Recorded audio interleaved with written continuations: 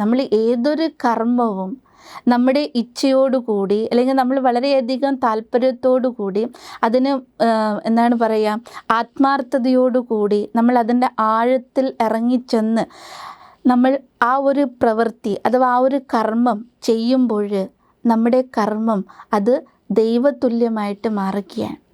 അതുകൊണ്ടാണ് ആരോ പറഞ്ഞതുപോലെ work is worship എന്ന് കേട്ടിട്ടുണ്ട്. അപ്പോൾ നമ്മൾ ചിന്തിക്കും എങ്ങനെയാണ് കർമ്മം ദൈവമായിട്ട് മാറുക എന്നുള്ളത്. പക്ഷേ എപ്പോഴാണ് നമ്മുടെ ഉള്ളിൽ ആ ശാന്തതയെ മെയിൻറ്റെയിൻ ചെയ്തുകൊണ്ട് നമ്മളുടെ ഓരോ കാര്യത്തെയും നമ്മൾ പെർഫെക്ഷനിലേക്ക് എത്തിക്കുന്നത്, അപ്പോഴാണ് ആ ഒരു കർമ്മം ദൈവികമായിട്ട് മാറുക.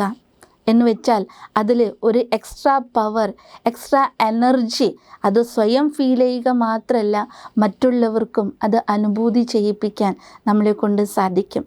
അതുകൊണ്ട് ശ്രദ്ധിക്കുക, ഏതൊരു കർമ്മം ചെയ്യുമ്പോൾ പെർഫെക്റ്റ് ആയിരിക്കാൻ വേണ്ടി ശ്രദ്ധിക്കുക. കാരണം ദൈവം, എന്തുകൊണ്ടാണ് ദൈവത്തെ കമ്പയർ ചെയ്യുന്നത്, അതോ ദൈവികമായതിലേക്ക് കമ്പയർ ചെയ്യുന്നത്? കാരണം അതെപ്പോഴും പെർഫെക്റ്റ് ആയിരിക്കും.